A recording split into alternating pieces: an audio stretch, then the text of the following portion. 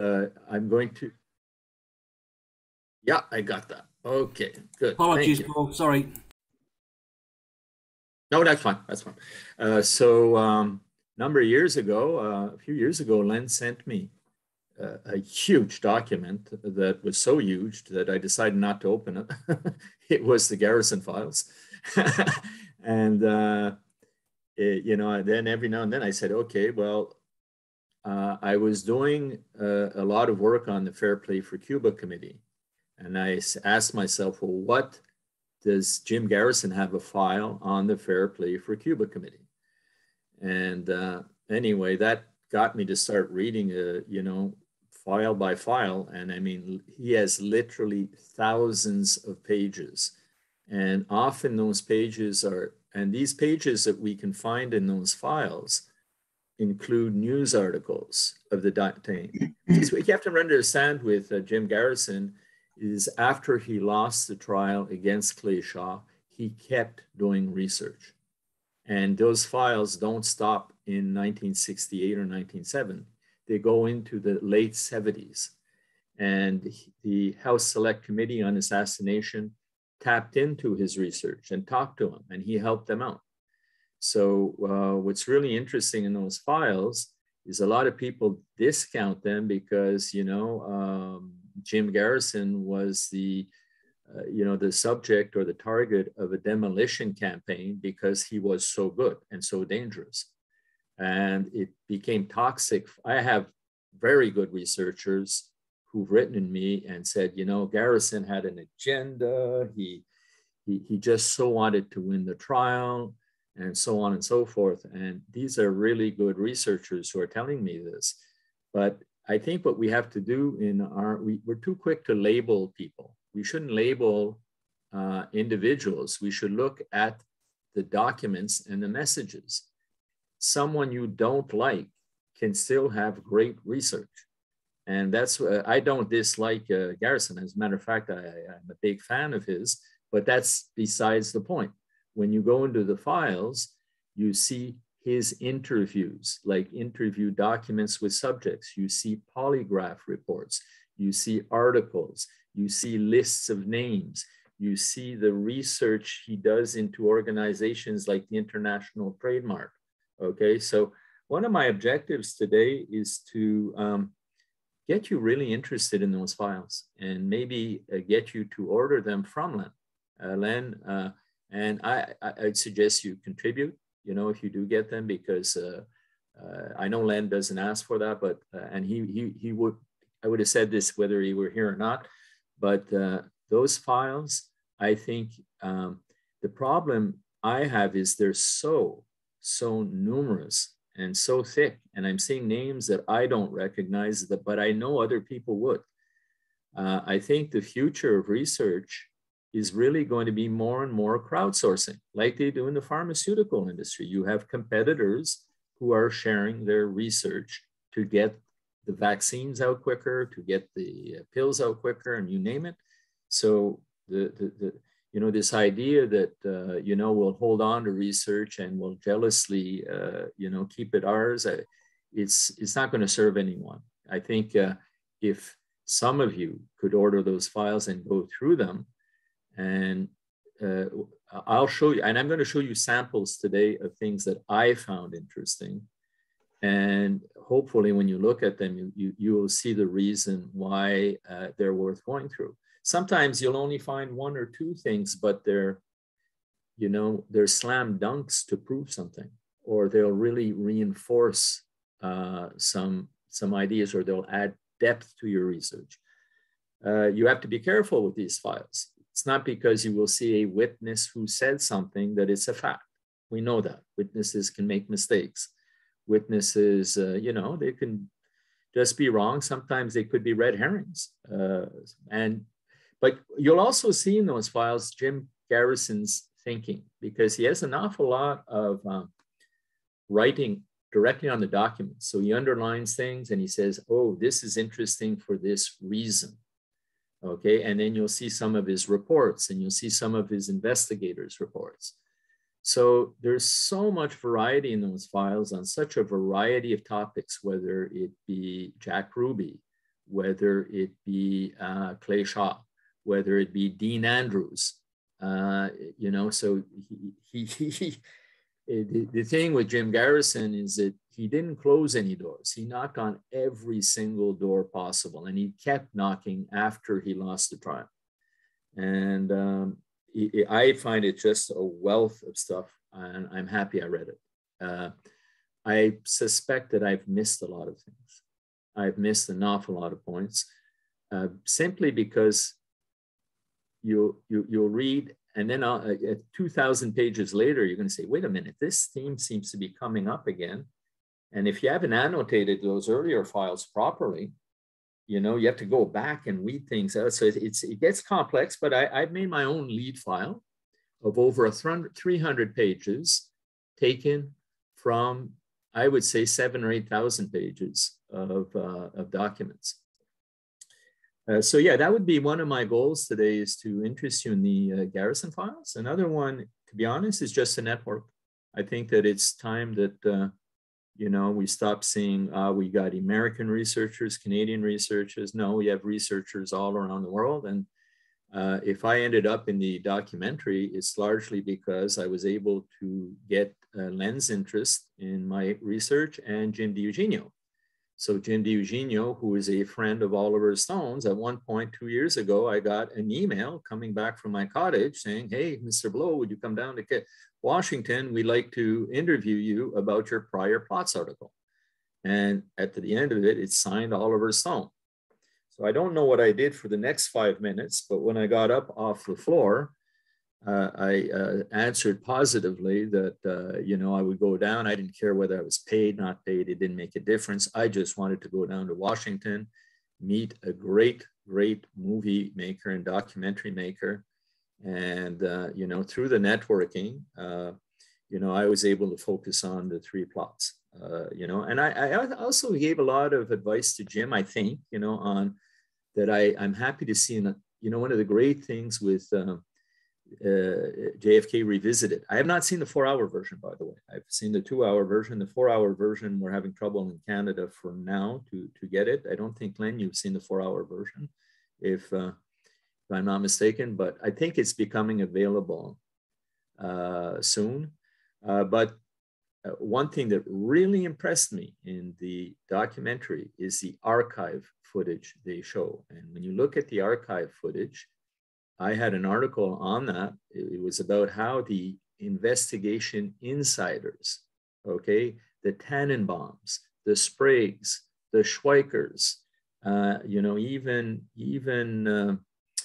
I'm trying to think of, come on, the last HSCA head, Robert Blakey, even they are on the record, and even some of the Warren Commission researchers and leaders, they're on the record, and you can see them in that documentary saying, hey, you know, we didn't believe in the single bullet theory. We didn't believe in that. So this isn't a QAnon conspiracy theory. We're actually really on the side of the historical traces.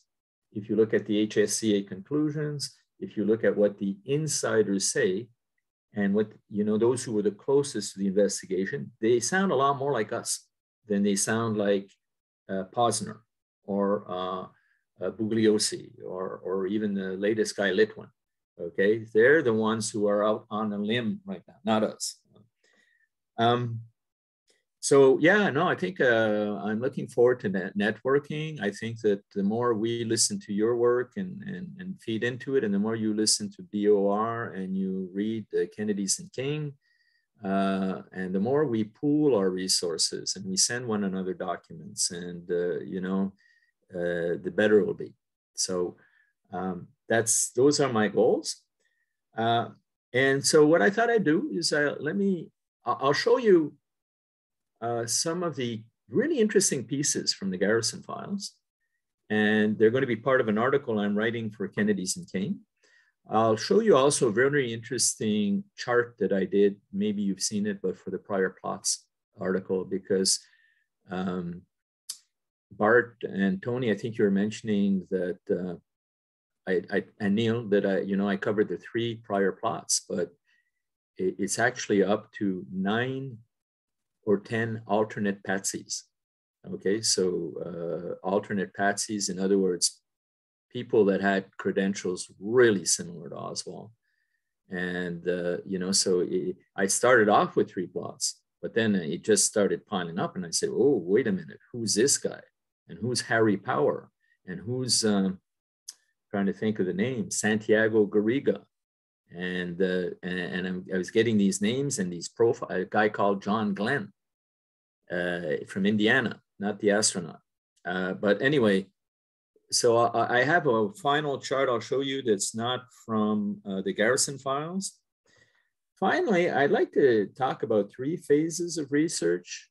The first phase for me, when you read the initial researchers, what was more about? Like if you look at the early Mark Lane and Sylvia Mahar and some of the earlier researchers, basic message was, boy, was a Warren Commission, did they get it wrong? They didn't do a good job. The second phase that really hit hard, I think, with Gaetan Fonzi and Garrison was, oh no, there's a conspiracy. Okay, there is a conspiracy. We can prove there's a conspiracy, a shot from the front, doctor, the Parkland doctors showing there's triangulation of fire and so on and so forth.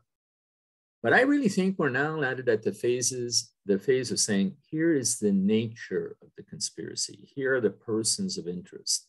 We shouldn't be fighting even, saying, oh no, let me talk about the backyard photos or the Zapruder film. That to me is just a waste of time at this point. All the better if we have it. But we should be talking about who played what role. And some people that are doing great work on the Miami side, in my opinion, are people like Larry Hancock, Bill Simpich, Newman, and people who are doing a great job, who've done a great job on the whole New Orleans side. You have people like Jim DiEugenio, you have William Davies, you have Melanson, you have Joan Mellon, and then you have the whole Jack Ruby profile. Well, how is all this fitting together? And if this should be able to end up in sort of, in my opinion, we should be within a year or two able to do a data visualization. Okay, so if we could get on a huge screen something that says, okay, here are the persons of interest, here are some roles, here, we're not going to get it exactly down to the shooters, but we should be creating an org chart saying, here are the key persons of interest. I think we're landed there. That would be the third phase. And that's the phase that I'm more focused on. Okay. And it's brought me to be really interested in a person like David Atlee Phillips. Remember the names of the Rodriguez family. Okay. Rodriguez being the person that ran that school, that language school, who led Oswald to meet Bringuier. Well, his father and brother are so linked to the CIA and have their stories in the Oswald affair. Their presence is in Mexico City. Their presence is in Miami. There's one who was clearly in Cuba as an agent. Anyway, that's an incredible area that Larry Hancock and Bill Simpich and Newman have written about, is the Rodriguez family. Yeah, okay, so let me maybe use that to start off, and I'm going to share a screen now and talk to you about the Garrison Files. Now, does everybody see this document? Yeah, yeah, we can see that, Paul. Yep. You see it, Tony? Good, thank you. Yep. Okay. Now, I know this piece was referred to in the JFK film, okay? So what it is, right, is when Clay Shaw was arrested, right? He was arrested relative to conspiring and entering into an agreement or combination with one or more other persons for the purpose of committing the crime of murder of John F. Kennedy. Bail, $25,000, okay? And The arresting officer, his name is a bit complicated. It's someone called Habergast. He's questioning Clay Shaw. Clay Shaw is extremely nervous. He's a little bit absent-minded. He's probably thinking of what he's gotten himself into. Well, I mean, if you scroll down, right, to line 10, there's a question where he's asked, do you have any aliases? And he answers Clay Bertrand, right? Case closed. I don't care that Haggerty did not accept this document. I don't, because there wasn't a lawyer present.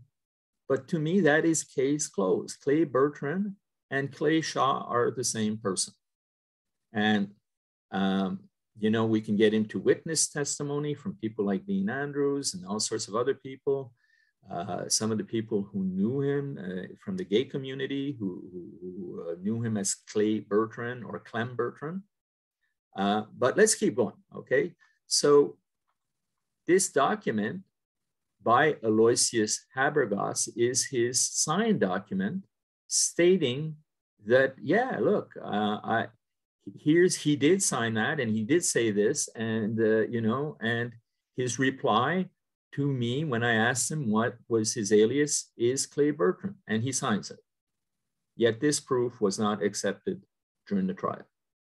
Okay, now the importance of that obviously is that Clay Bertrand, right, is the person who called Dean Andrews, the lawyer, who had represented Oswald at least 3 times. He had met him between 3 and 5 times. And on the day after the assassination, Dean Andrews was sick in a hospital, and he gets a phone call from Clay or Clem Bertrand saying, we need you to go up to Dallas to represent Oswald. Okay, so this is so important. And Dean Andrews tried to deny that he knew who Clem Bertrand was, but he got caught for perjury. And, you know, it became obvious that he knew it was Clay Shaw, and Garrison knew that Dean Andrews was lying. They knew one another from, you know, their earlier days. Now, if we want to add to this, here's an affidavit signed in front of a notary, okay, by a Mrs. Jessie Parker. And this is also in the Garrison Files. So what she does is, I'll go to the key point, is she worked in an airport, and there was a lounge, and people who could get into the lounge had to sign in. And she told, Judge Haggerty, she identified witness S1 or picture S1, that was Clay Shaw. And she says, I have examined the registration book and I recognize the signature of Clay Bertrand as the one which the gentleman I have identified placed in the book. Pretty strong evidence there, right? So let me tell you what else I found. This is, I think, done for the first time. Okay, so this is the first time analysis that I'm going to discuss with you, as far as I know anyway. In the Garrison Files, I was finding all sorts of documents that Clay Shaw signed either as a business person because he had properties, or as the manager of the ITM, the International Trademark. Those are signatures. You can see them. Clay Shaw, Clay Laverne Shaw. I think he has a Clay L. Shaw. But what I found, okay, and I found this, all of a sudden I come upon a library card, the actual library card signed by Clem Bertrand. Okay, so it's a library card signed twice by Clem Bertrand. And it's made out to Clem Bertrand, if you can see that, of the International Trademark. But there's no Clem Bertrand that works at the International Trademark. This is interesting on its own. The Garrison team at first mishandled this element. They said, oh, well, let's discount it, because when they tried, you see the 2 phone numbers there, they didn't need anyway the phone numbers. So they said, well, this is a phony piece of documentation. But let me show you what they wrote a little later. It's called the Bertrand, this is a Garrison report. I will recall that some time ago, library employees, while going through their records, came across a library card made out to Clem or Clay Bertrand of the International Trademark. We discounted this lead as being negative because the phone number turned out to have no meaning. Okay, well, they say maybe we should take a look at it again. The signature appears to be in Shaw's handwriting. They found that it looked similar. Okay, I asked myself, was this ever compared? Well, I lucked out because in the past I've tried, you know, like I think Tony or Neil, you were mentioning my article on Oswald's last letter to the Soviet embassy. And clearly that letter is a fake. And the Russians thought it was a fake because it was just too suspicious. I can get into that. It's a whole other article. And I tried to find a document expert. I even reached out to the person who used forensic document analysis to find the Unabomber. Okay, and that person is a researcher who did research for the FBI in California, and he politely declined. Well, in this case, I said, God, I wish I could find a good handwriting expert. And I did. The person I found was a Miss Graziella Pendenati. She has quite the credentials. I didn't put them all, okay? But she's certified 3 times, and she's often been a witness in the Quebec Superior Court on document signatures and so on and so forth. I asked her, could you compare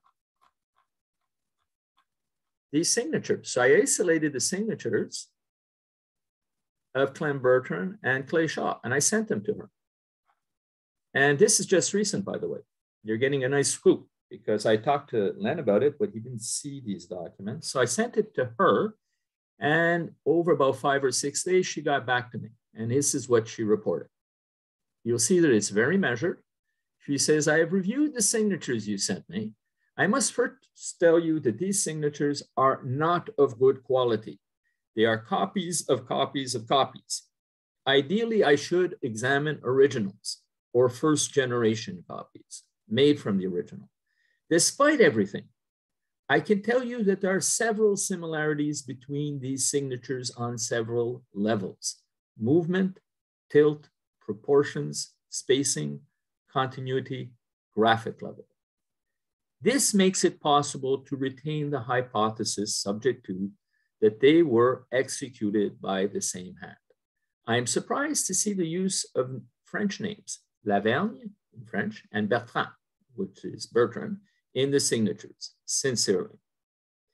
Now, it's hardly a slam dunk on its own, but if you put it, you know, in with everything else we find, we're getting continuity here, you know, so this could be done. What would be really helpful is if we found better documents, more original ones, and perhaps more signatures of Clem Bertrand, because I think he signed the registry Clem Bertrand at that lounge.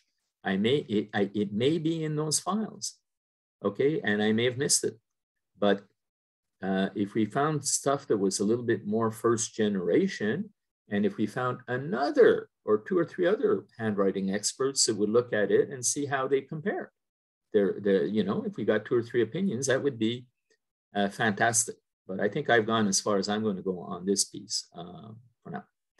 So that's going to be the first part of my next article, part of it, on further proof that Clem Bertrand and Clay Shaw are the same persons.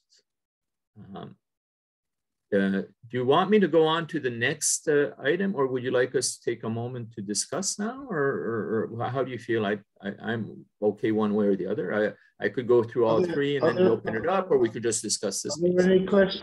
Are there any questions, anybody at this point?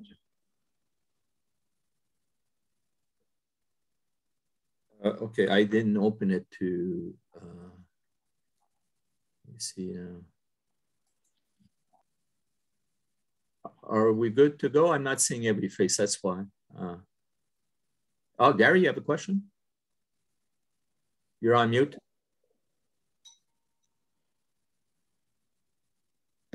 What does she mean by surprised to see the use of French names. Is she talking about the spelling? No, just the fact that, well, obviously New Orleans, right, was a French colony way back. So there are a lot of French names in New Orleans. So I guess it just surprised her that in an American state that you would see French names because there are not that many Francophones in the US. I think that's what she meant.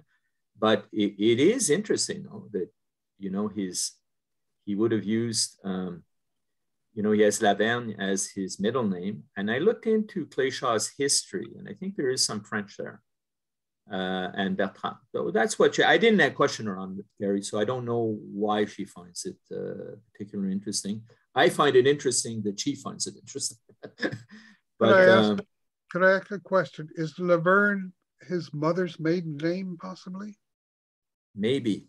I you know what? You would find that there's a nice profile of Cléchaw in the Garrison Files, and I'd have to reread it. And I remember they went into his ancestry and all that, and there was, you know, because that, you know, you're going back now many years when you talk about Clay Bertrand in 1962 or Cléchaw, and you do ancestry as of that date. You know, I don't know how they didn't find it very thorough what they could find, but they found really interesting stuff. They go through his war record. They go through, you know, how he got out of the action in the war.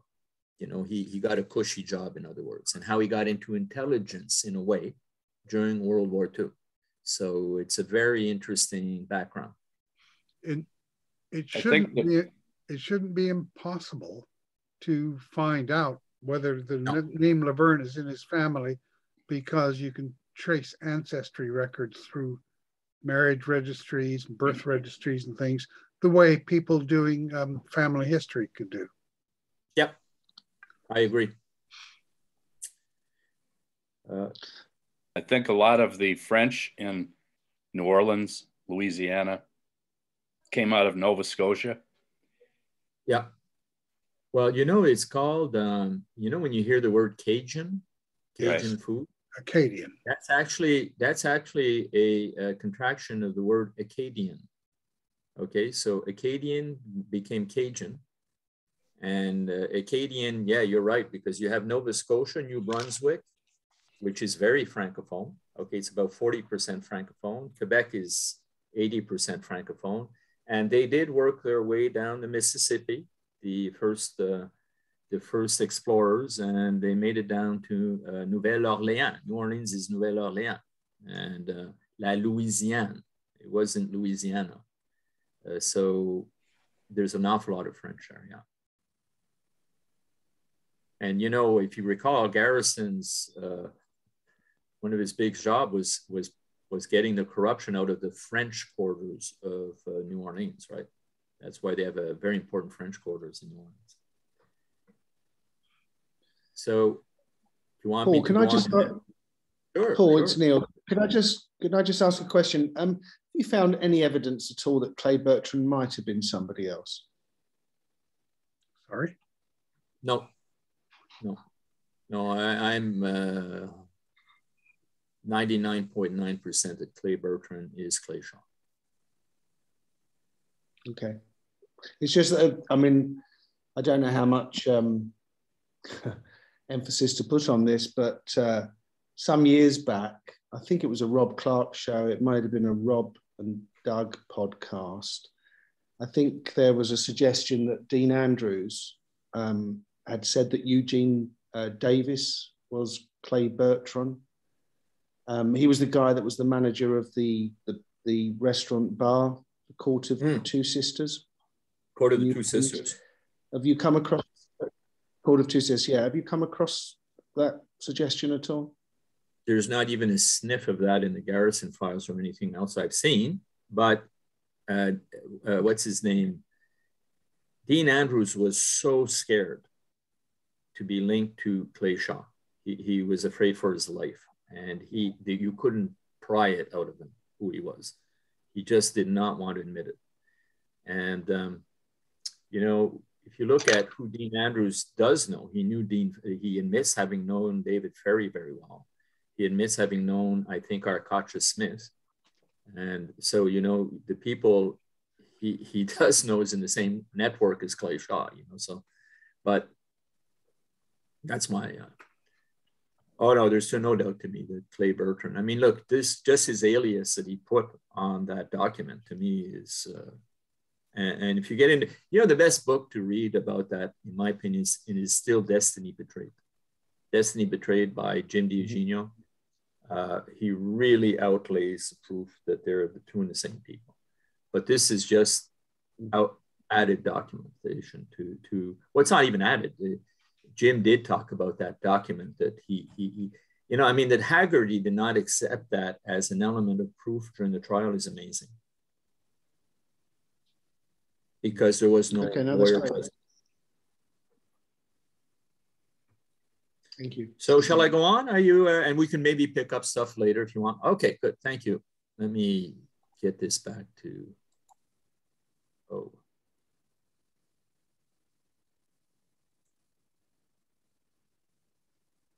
Okay. I see myself.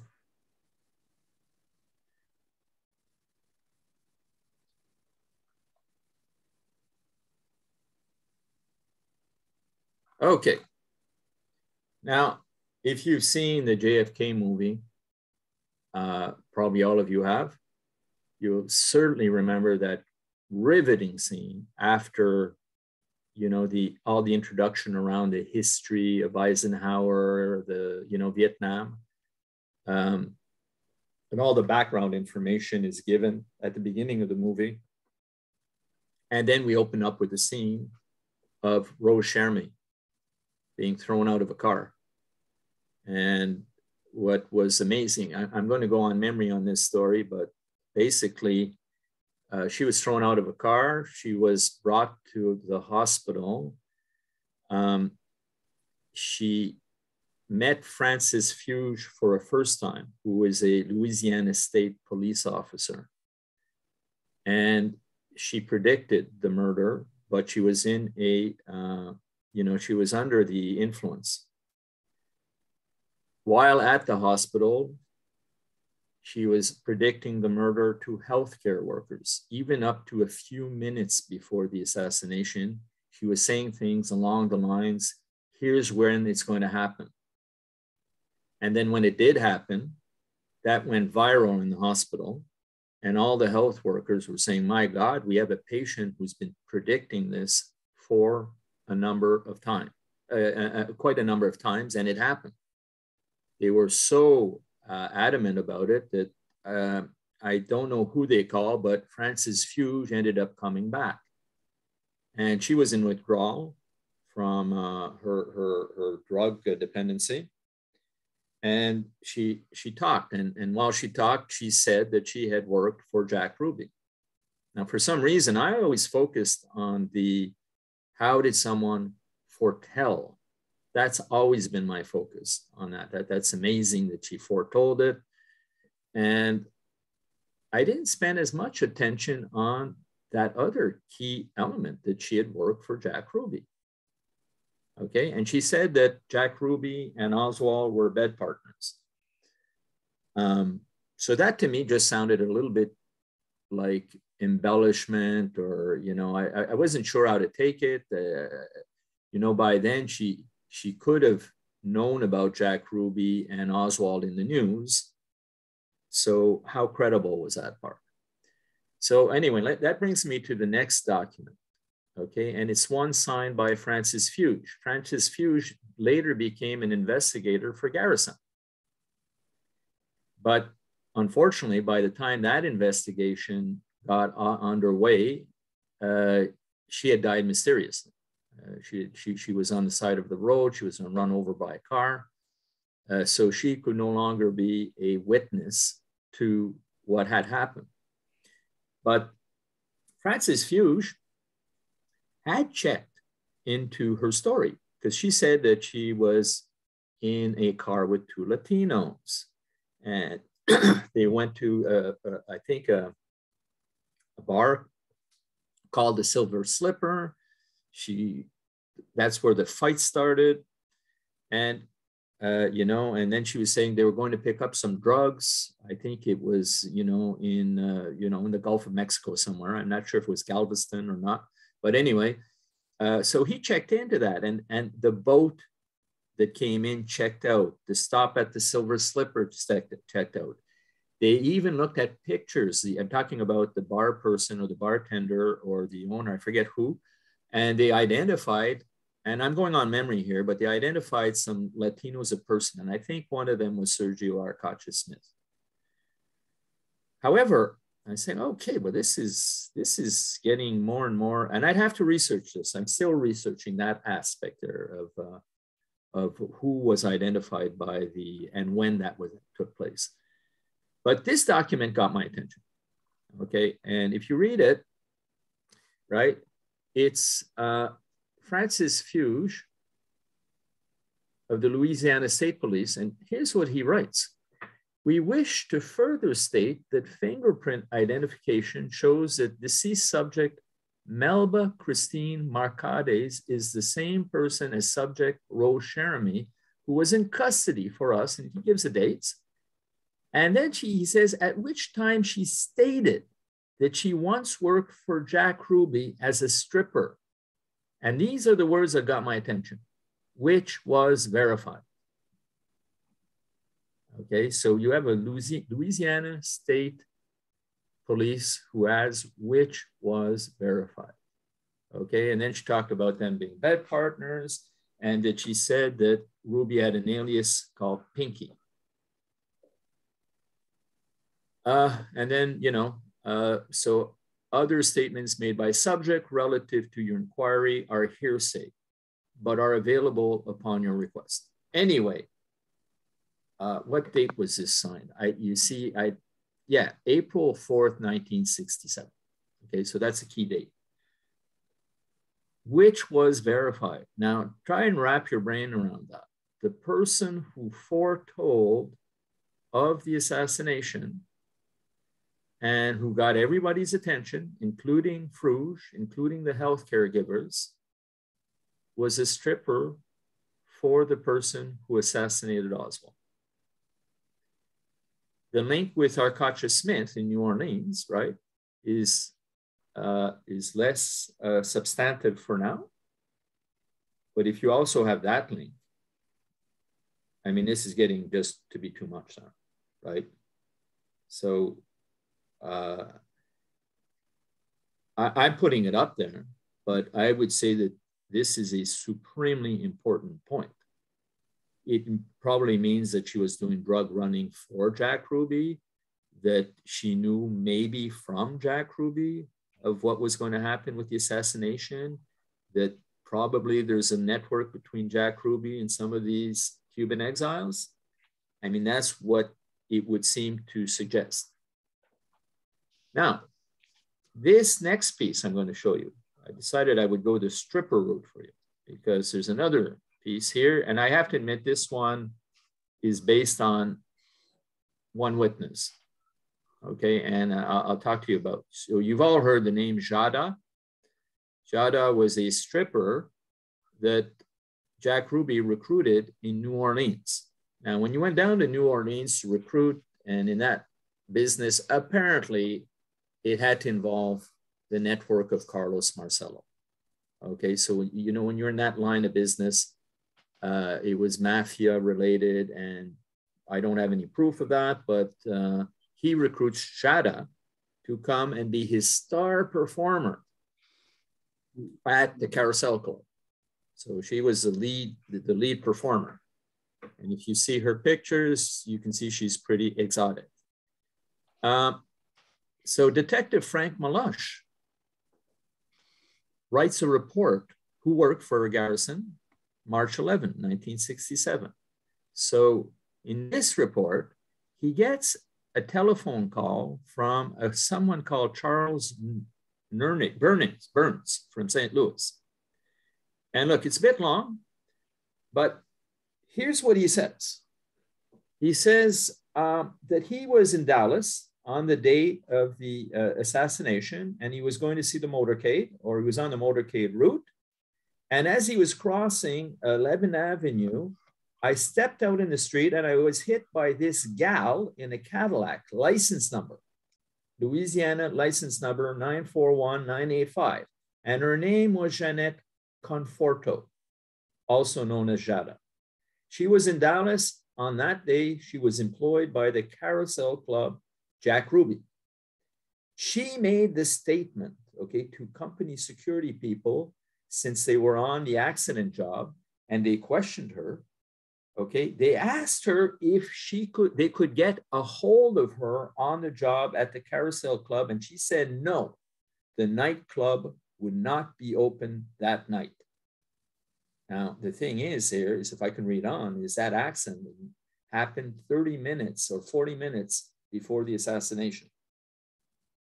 So this would suggest that Jack Ruby was already telling his employees, or some of them, or one of them, or number, don't come in tonight. And it's a Friday night. That's not a calm night, you know, for that type of business. And well, I'll let you read the rest of it. I'm not going to read the whole thing, but I found that to be quite interesting. Now, it hasn't been corroborated. And I've actually heard from Greg Parker and a few other people saying, you know what? I heard that this thing, that she actually left the day Oswald was assassinated. Why is my battery running low? Give me a second.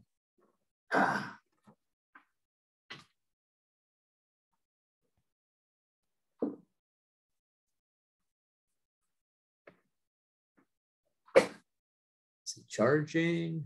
I'm sorry. Okay, it's charging. Great. Sorry, I had a little snafu there. So I found this document. These two documents stood out for me when I read them.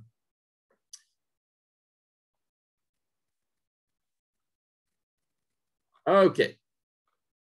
Well, you know what? I'll cover the next topic too. No, let's take a break, because I have a third topic I'll cover in the article. And I just will open it again to see if you have any questions about that. Again, keep in mind that I'm really just showing you documents that got my attention. And I haven't pushed the research that much beyond what I've been seeing there. But I'm all ears now if you have any questions or any comments. Just to jump in, there is a comment from Scott. Scott Reed. Scott, do you want to jump in? You put an interesting comment in the chat. Yeah, thanks, Tony. It was really just to add that a friend of mine did quite a bit of research on Jada, and she covers that incident about Jada leaving, trying to get out of Dallas just before the assassination. And her article is in the, I think there's just a new edition of Garrison who's just been released, the magazine, but it's in the previous edition, so maybe about 6 months ago. And she gets into this story in quite some detail, and just generally, a bit of background about Dad and who she was, and who she mixed with, etc. Oh yeah, I would love to see more research in Jada. I would love to, and some of the other strippers. I mean, Tammy True and Nancy Rich, and so. Yeah, and again, I don't want to, claim that what I'm showing you is more than what it is. But it's an interesting witness, and it certainly deserves more scrutiny, in my opinion. The Rose Jeremy element, where you see that Frances Fuge says this was verified, that she worked as a stripper, to me is very significant. I have, you can tell that the people who wrote about Frances Fuge have a high opinion of her. Are there any more comments here, or could I ask you, Paul? Yeah. The allusion in the Rose Jeremy document about Oswald and Ruby being bed partners, do we take that to allude to the fact that they were in a relationship then, according to her? It's not a euphemism for something else, is it? look, there's when you read the Garrison Files, there's an element that is mind-boggling. And it's the sightings of a Leon Oswald, who's a bit sloppy. He's got a bit of a beard, but that everybody identifies as Lee Harvey Oswald. And this Leon is often with gay Mexicanos or gay Cubans, and there's all sorts of rumors of him being gay.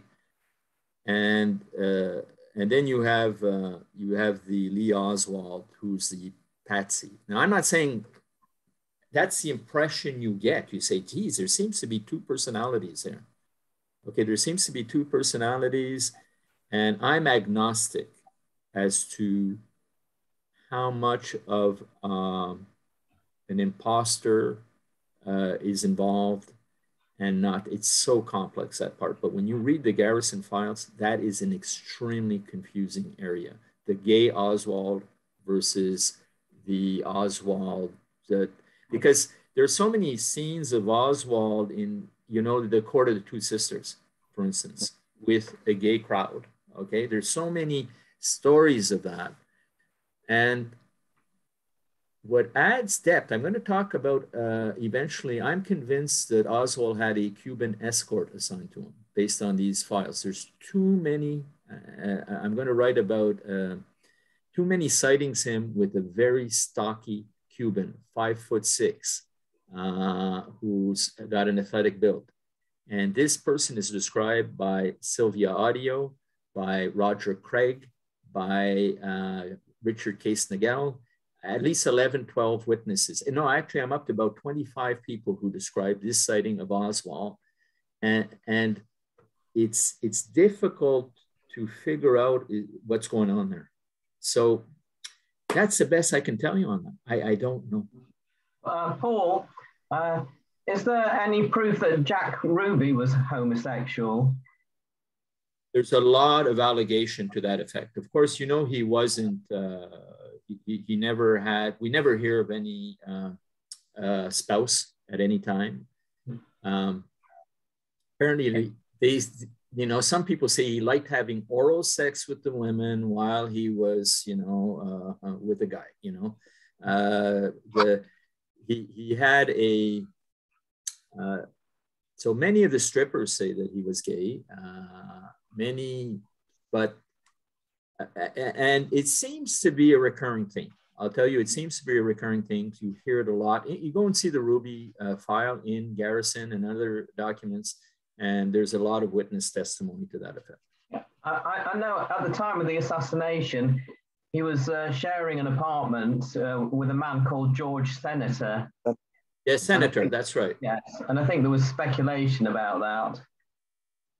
Senator, I'll tell you, had a family though. Right? He had broken off with someone. So it doesn't mean anything really, but I mean, yeah. So Senator was questioned, and Senator claims that he didn't see any evidence of Oswald being gay.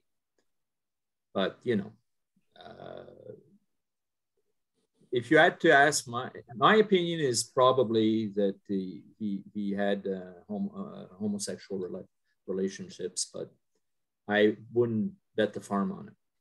I have heard, if I recall, that he essentially regarded his dog, Sheba, as, or his nearest thing to one. Wasn't that a sausage dog? I can't recall. No, it wasn't. I think it was a poodle or something. Oh yeah, I think so. Yeah. Okay. Okay. So yeah, no, it's very interesting. And when you get into that, oh boy, you really get into areas where you have to end up saying, I'm not sure. Yeah. Fascinating documents, Paul. Well, I'm going to go to another couple that you're going to really like, I think. So yeah, so one of the articles I'm really was really excited about is the last two I wrote for Kennedy's and King about exposing the Fair Play for Cuba Committee. I think those two articles play a pretty important role in demonstrating that was a front. Okay, and the reason the Fair Play for Cuba Committee, I go into all the reasons, but I mean, I can give you many. First of all, it just didn't make sense that Oswald would choose New Orleans, which is the most hostile city in the United States, for such an endeavor, okay, because they were so reliant on North-South trade. You know, you couldn't find a worse place other than perhaps Miami to open up an FPCC chapter. He did it when the FPCC chapter was in its death spiral. I mean, they normally would have 25 meetings a year nationally. They were down to 3 that year. It was just, you know, after the Bay of Missiles crisis, missile crisis, it just wasn't fashionable to be part of the Fair Play for Cuba Committee. So he goes and joins it, and he does all the things an awful lot of other informants do when they're part of the FPCC. And so I did a couple of articles on that. And I found a couple of things in the Garrison Files that I'll say, you know what, I'm going to write about the Garrison Files, but I'm going to have a little section on part 3 of the FPCC. And I'm going to show you 2 new documents that I'm going to focus on, okay? So you can still see the screen. This here, okay, the Dallas Morning News, June 10th, 1979. They wrote an article, and I'll bring you to the key part of the article. You know how problematic 544 Camp Street became for anybody who's a lone apologist. I mean, it's just too crazy. How could Oswald be at that location, you know, where he's in the heart of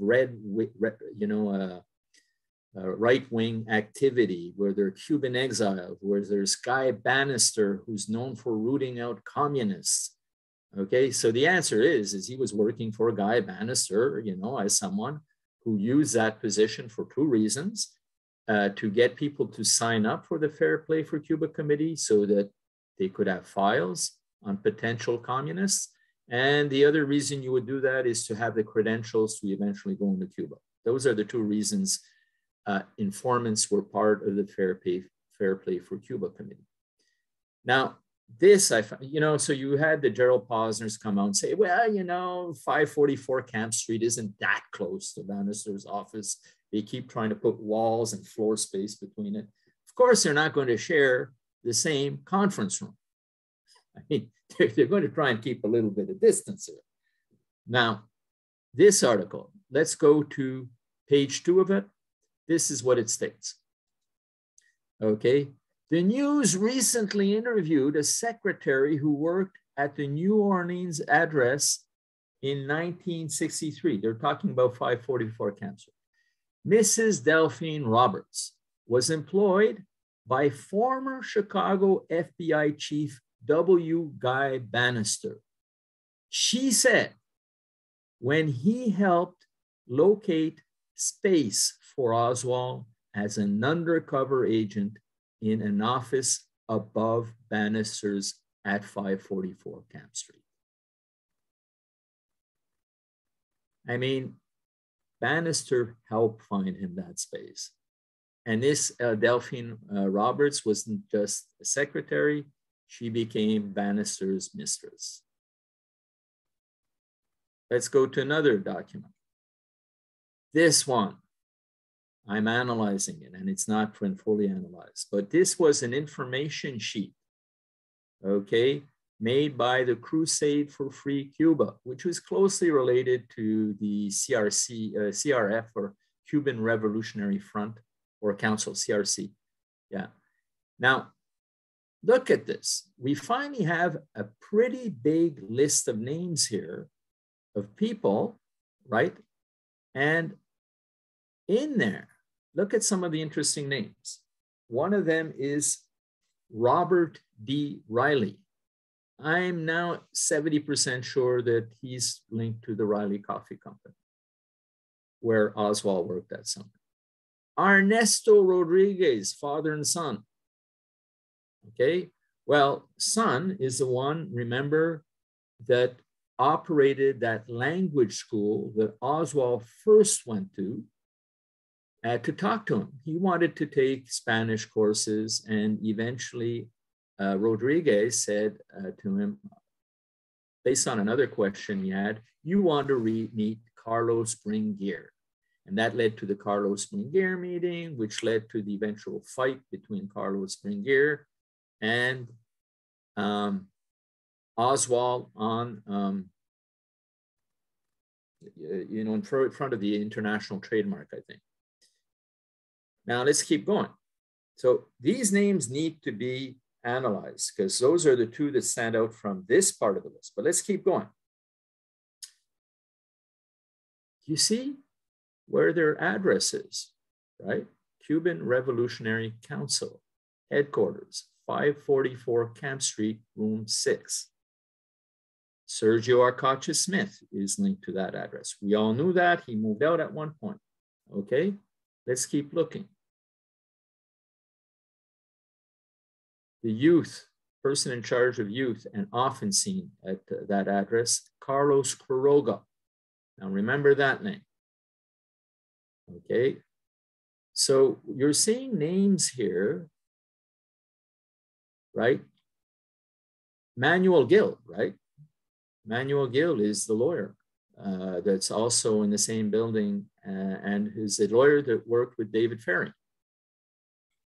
The reason I find this document so interesting has to do with the characters. And then you're going to tell me it's a coincidence that Oswald bumps into Carlos Quiroga, bumps into Ernesto Rodriguez, is so close in proximity, works for Riley Coffee Company. Okay. Let's start off with that. Now, Carlos Quiroga. I'm going to open this up. We're going to stop for now and we'll have a little discussion about Carlos Quiroga. Anybody know the Carlos Quiroga story? No? Okay, Carlos Quiroga. This is so important and it's documented. He went to Oswald's apartment. Okay, I think it was shortly before the fight. He had a stack 3 to 4 inches, if not more. Sorry, 3 to 5 inches of Fair Play for Cuba flyers. He was seen by witnesses. He admitted going there. And his excuse when he talked to Garrison was, oh, I was pretending to infiltrate the FPCC so I could spy on them. But he was doing no such thing. That stack of papers that he brought with him was very telling. It wasn't one sheet, it was a stack. And that was seen by at least one witness. And the thing is it's more likely that he was supplying him and conniving with Oswald, that they were actually working in a team, and that this whole fight would be a setup. Now, I have a lot of evidence around that. But one thing Garrison would do is he would polygraph the people that he'd interview. And he interviewed Quiroga. And he gave him a polygraph. And let's look at the polygraph. I knew that he had been polygraphed. Okay? And you can see the name Quiroga. Now, look, this is the second page. I want to get your attention on this, okay? So let me.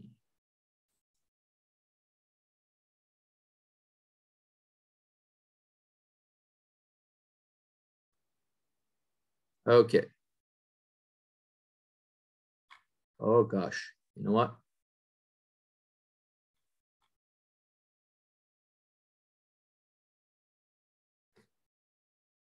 Just give me a second, gentlemen. I will go and get this document because it's worth it. Okay, so I'm going to go and get this document because I put down the wrong page, I think. So give me a second. I'll be back with you in no time.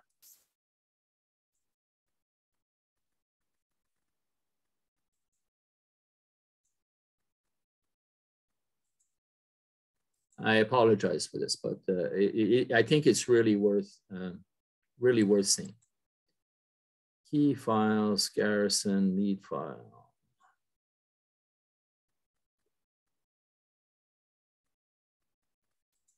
No.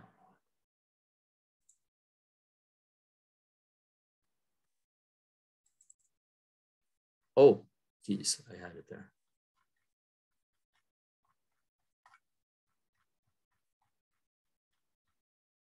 Yes, okay, I have it now.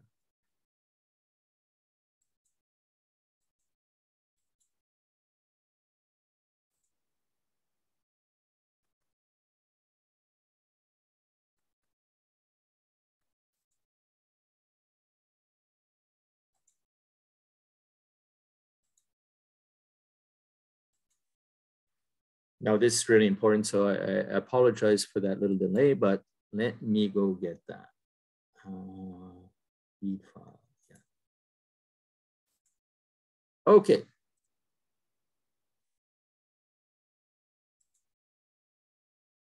Gary, can you see that document where it's marked question 2, 3, 4? Good, okay. So look, this is what the polygraph said. After careful analysis of this subject's second polygram, it is the opinion of the examiner that we have specific reactions indicative of deception to the relative questions under examination. In the summer of 1963, did you see Lee Oswald with any Latin descent subject? Answer, no, he lied. Isn't it a fact that you knew that the Fair Play for Cuba activities were merely a cover? Answer, no, a lie. Was Oswald in reality part of an anti-Castro operation? No, again, a lie. According to your knowledge, did David Ferry know Arcacha Smith? He says, no, that's proven that he, okay? So then according to your information or your own knowledge, did David Ferry know Guy Bannister? No.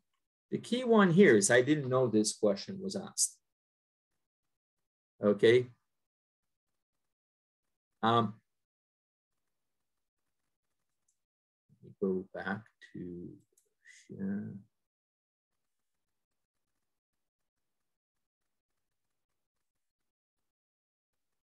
Key files, lead file.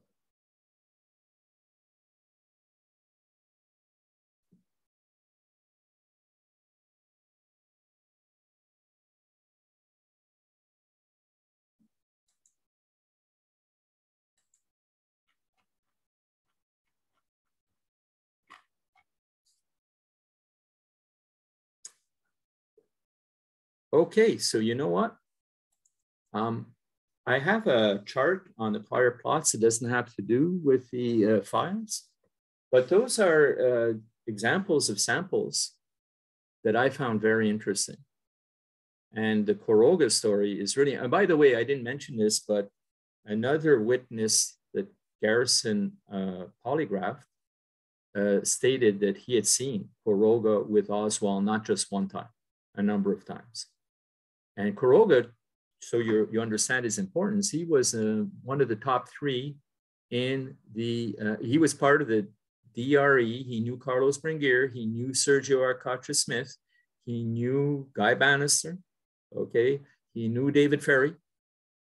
So this person is a very interesting lead who I think through the polygram, I mean, you know, polygraphs are not perfect, but if you consider that he was polygrammed and found to be lying, and the person who was polygrammed who said that he had seen Quiroga with Oswald a number of times was found to be saying the truth, you've got some pretty compelling evidence there.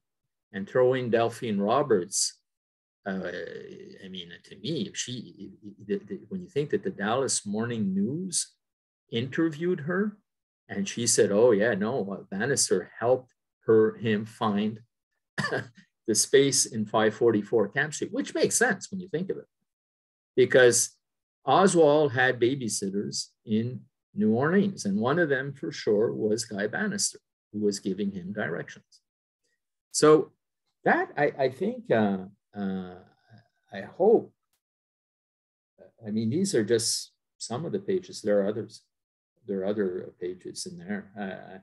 I'll tell you, the research that I've done, I'll tell you how it's influenced me. I am now convinced that Clay Shaw, we know now that he was a well-paid intelligence asset. That's been confirmed. Joan Mellon got that from Freedom Access to Information. It's been confirmed. Well, I'll go even further. It's my opinion that he was connected to Allen Dulles. Okay, it's my opinion, and I will write about that in a future article. It's my opinion that Oswald, because of these files, had an escort that was assigned to him. And that escort that you often see validates so many testimonies about Oswald, including Silviotti, including Richard Case-Nagel, including Roger Craig, because you can almost see that Cuban escort as a tattoo. He's so distinctive in his look that for him to say, oh yeah, no, he was with such a person. Every time you say he was with such a person, a Latino, he was short and he had a thick neck and he had a very stocky. And you hear that precise description so often come back that validates so many testimonies. That's going to be an important article too I'm going to write about is Oswald's escort. And I'm going to show all the pieces of where people identified this escort. I think the international trademark played a role in some ways similar to Permindex. Okay, you're maybe familiar with the Permindex story, you know, in Europe, how Clay Shaw was connected with Permindex and how Permindex was used to fund right-wing activities, including attempted assassination attempts of de Gaulle and rigged elections in Italy. You know, there are certain things now that I know, there are certain things that I think strongly, but that's what the Garrison Files have done for me. And I do have one other, I'll just show you another slide that if some of you want to go to discussion later, because, you know, I talked about the prior plots. I think Neil and Bart thought I would talk more about what I discussed in the documentary. I'll just show you an important chart that we can maybe discuss later. Is this it? Lead file, key files. Yeah. You see, this was a chart that I put up on Kennedy's and King, and it's all the people that I think may have been potential patsies that have very similar, that many similarities. It just can't be happenstance. But I think if we decide to discuss that, if we have enough time, I think we can maybe stick to the original one. So maybe on that note, I don't know who's, Tony, are you presiding the meeting, or no, it's Neil, or if he, I'm leaving it open to you on what you would like to do next. It's very flexible, Paul. Now that's really interesting. Can we open it up to the floor for some questions? For sure. I have a question. Who's talking? Matthew? Okay, hi Matthew. Matthew, hi. Yeah, hi Paul. Thanks for the talk. Could you tell us a bit more about Dean Andrews? I've always found him quite a fascinating character. And why do you think such a strange individual would have been chosen to represent Oswald, to represent Clay Shaw? Yeah, that's a very good question. Why him? Well, first of all, if you go into Clay Shaw's nightlife and his little personal lives, it's a very seedy, there's no homophobia in this, by the way. I mean, that's what they're accusing Garrison of. But it is a really, really peculiar network. I mean, you have David Ferry in there, who's, excuse me, very weird. You know, you have, and in a way, the CIA apparently, if you read Fletcher Prouty's work, had cleared lawyers, lawyers to handle certain things. And Dean Andrews handled a lot of cases that had to do with, artists and Latinos in New Orleans, including a lot of gay Latinos, which was illegal at the time. Anything they get into, they get into trouble. So when Oswald first went in to meet Dean Andrews, he was accompanied with 4 or 5 gay Latinos, okay? And they all seem to be hobnobbing. So it seems to be a choice. He seems to have had a relationship with Clay Shaw to take care of tricky business along those lines. Now, he's also someone who didn't keep, I think for that role, that particular role, he seems to have been a talented lawyer, okay? And he had certain specialties that he took care of. But it's very hard to know because it's been kept so secret that Clay Shaw, in fact, hired him. But Dean Andrews, he seemed to be able also to play it, dirty, hide files, be secretive. So, and maybe when he started up with Clay Shaw, there wasn't really an eye on the assassination in the first, uses of Dean Andrews. So, I can't tell you more than that. I've also wondered why him, but in a way, the fact that he was himself exotic and he was in that neck of the woods and he knew David Ferry. He worked even on certain dossiers concerning Carlos Marcello. Okay, and he did know Manuel Gill, who worked on dossiers with Carlos Marcello. So he seemed to be part of a gang that were like thinking. That's the best I can tell you about Dean, but he's a very interesting character. And he seems to be someone who would have played ball on any level. Like he relished the idea of representing Oswald. The first reason that Oswald dealt with Dean Andrews was to rectify his dishonorable discharge.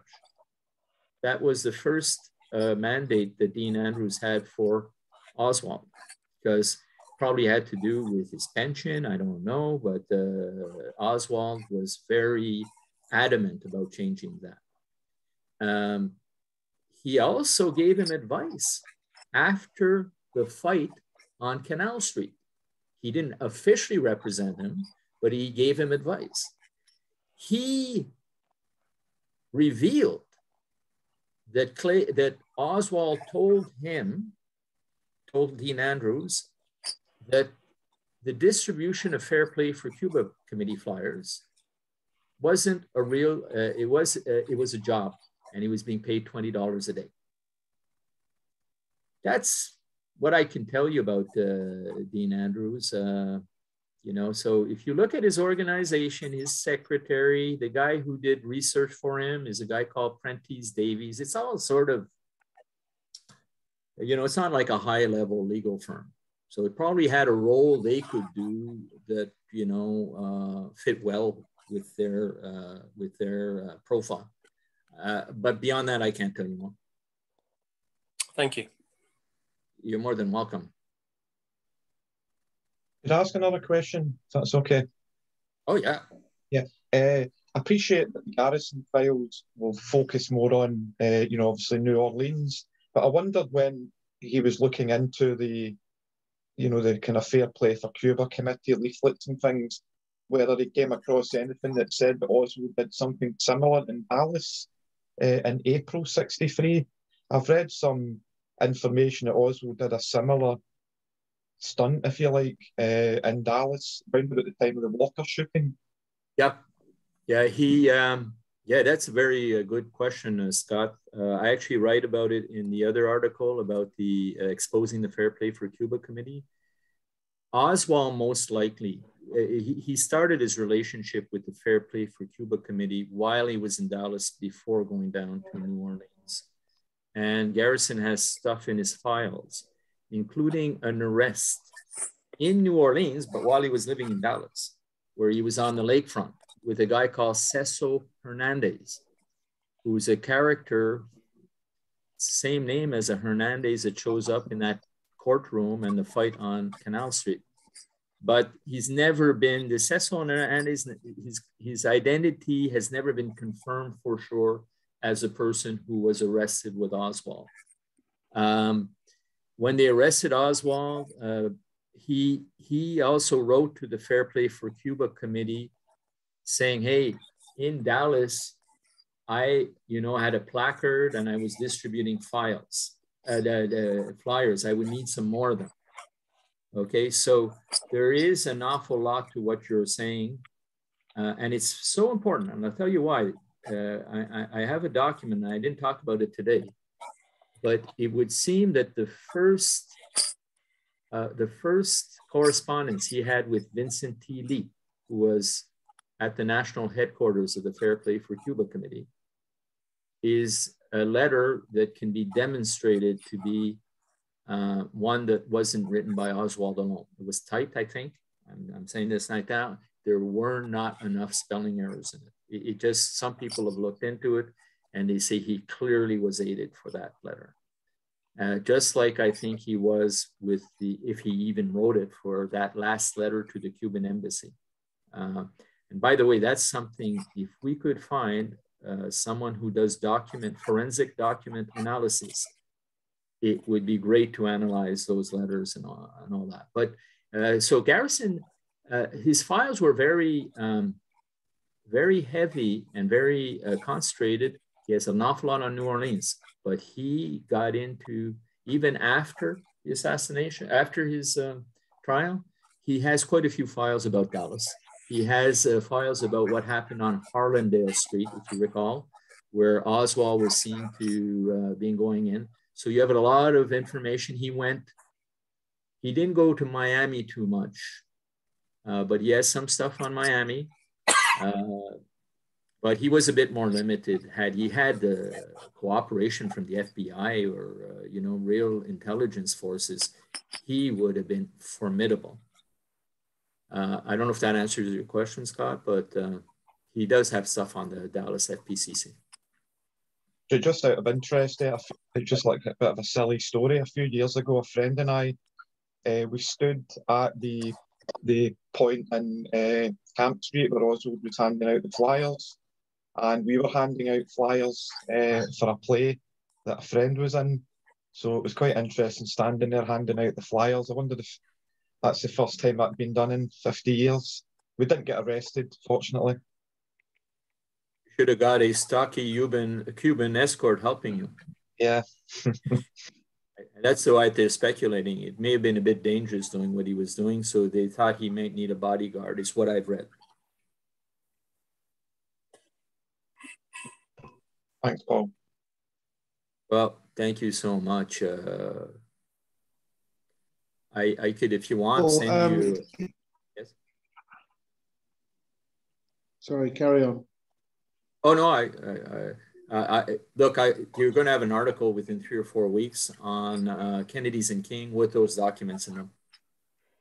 So, and if you want to see the last one I put up, I suggest you read the Prior Plots article, and you'll see one of the last pages, especially part 2. You'll see this that document I showed of comparable patsies and potential patsies.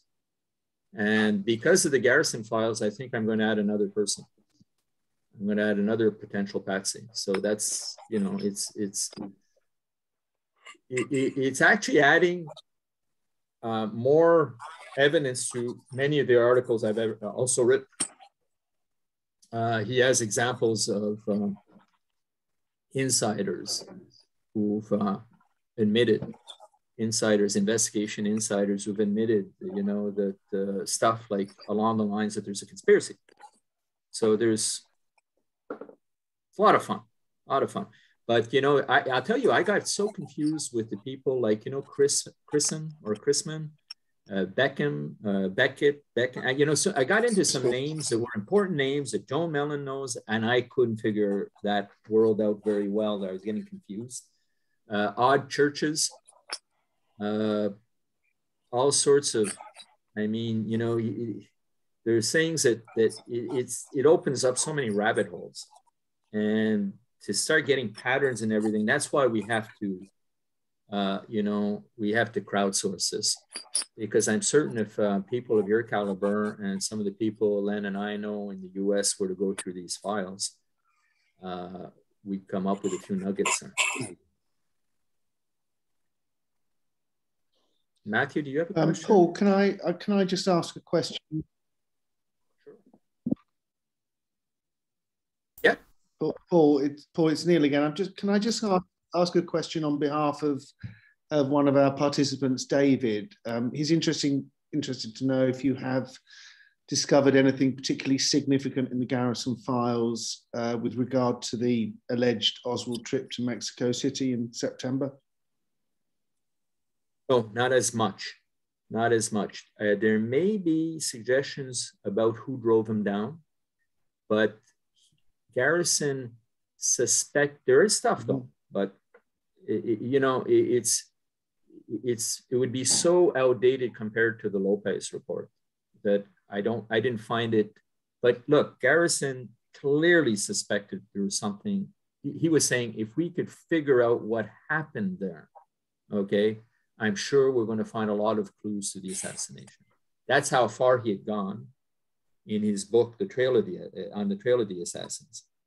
And, you know, and again, I may have missed things. You know, we're talking about 10,000 pages, but I didn't see, he doesn't have a file on Mexico City, I think, but he alludes to it in other files. It wasn't, you know, there was so, yeah, sorry, I just want to complete it. I mean, there was so much that was classified around Mexico City that even he couldn't get his hands on.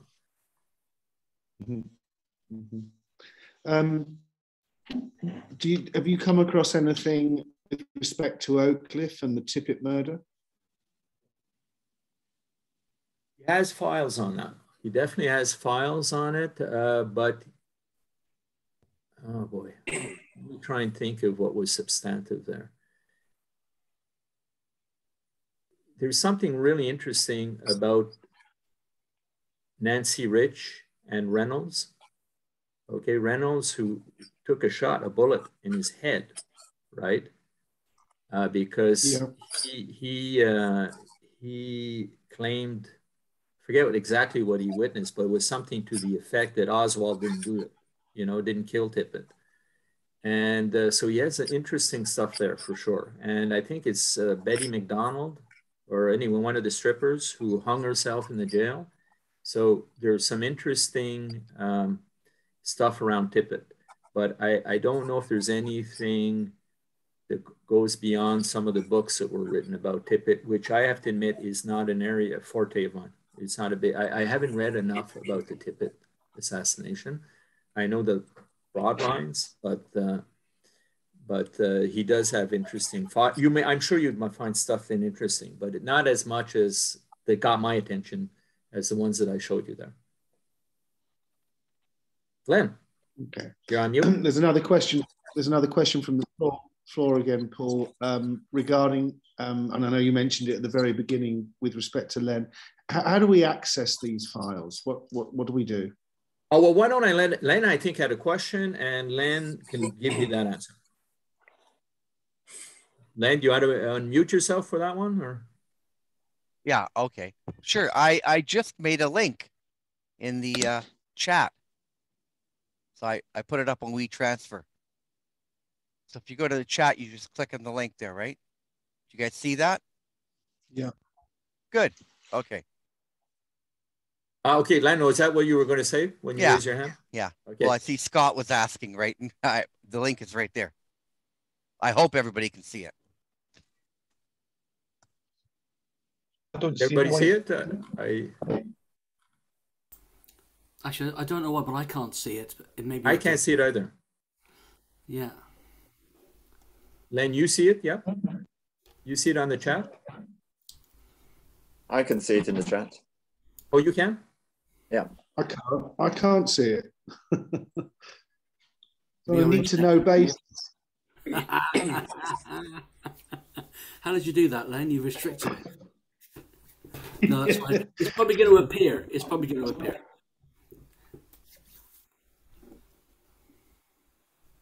Takes a while to get in from Vancouver, I guess, right? Sorry, Len. I think you sent it directly to me rather than to everyone. So that's why. Yeah.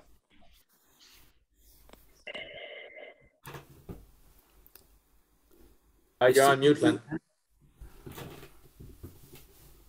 Okay, right. Oh, got it. Got it. Okay, you're right. I didn't click everyone. That would explain it. Thanks, Len. 10 for you.